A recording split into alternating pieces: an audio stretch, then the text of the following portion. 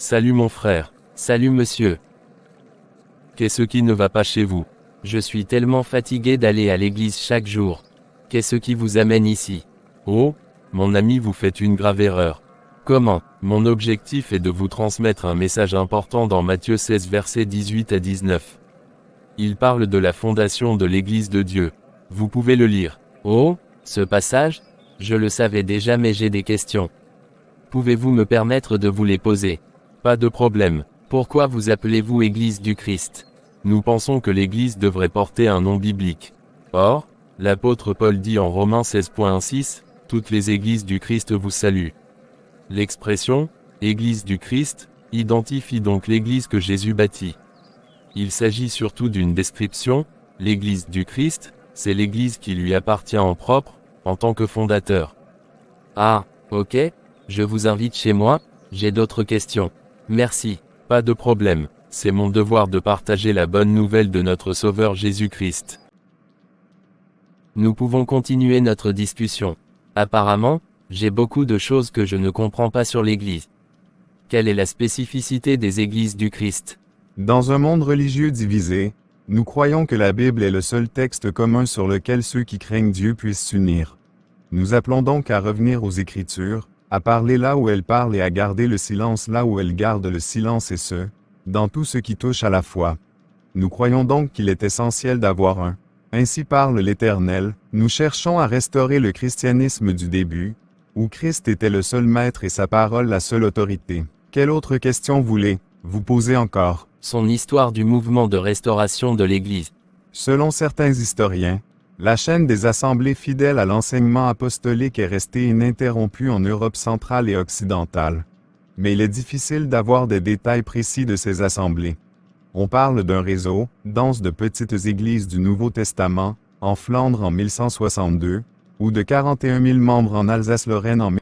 Plus tard, des noms comme Felix Manz et Konrad Grebel, anciens adeptes de Zwingli, Andreas Hofderstuelze, Hans Grimm, Alexandre Engrand, Maurice Rambourg, François Van de Pot, Jules de Launay sont cités. Tous ces hommes cherchaient un retour à la foi des premiers chrétiens en Angleterre et en Écosse, un mouvement de restauration de l'Église. Des origines existaient en Amérique, l'un des premiers promoteurs d'un retour au christianisme du Nouveau Testament comme moyen de réunir tous ceux qui croient en Christ fut James O'Kelly, de l'Église méthodiste épiscopale. En 1793, cet homme se retira de son église à Baltimore et invita les autres membres à se joindre à lui en prenant la Bible comme seul credo. Son influence se fit ressentir en Virginie et en Caroline du Nord où, selon les historiens, quelques 7000 personnes le suivirent vers un retour. Ok. Et aussi, en 1802, Abner Jones et Elias Smith inspirèrent un mouvement semblable parmi les baptistes du nord-est des États-Unis.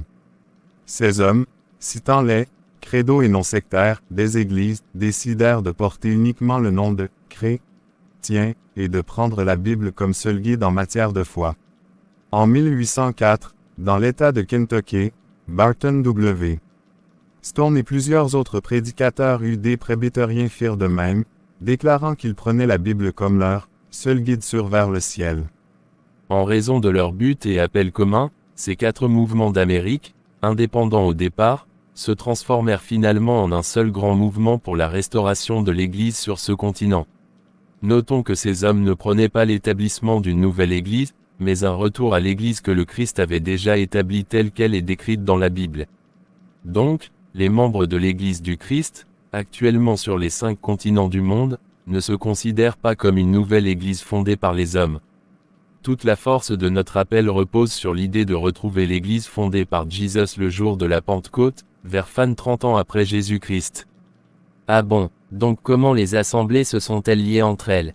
Selon le plan de l'organisation des assemblées trouvées dans le Nouveau Testament, chaque assemblée de l'Église du Christ est autonome. Les différentes assemblées sont liées entre elles par leur foi commune et par leur obéissance aux enseignements de la Bible. Il n'existe aucune Église mère, aucune organisation centralisée nationale ou internationale. Les anciens de chaque assemblée locale constituent la plus haute instance d'autorité dans l'Église.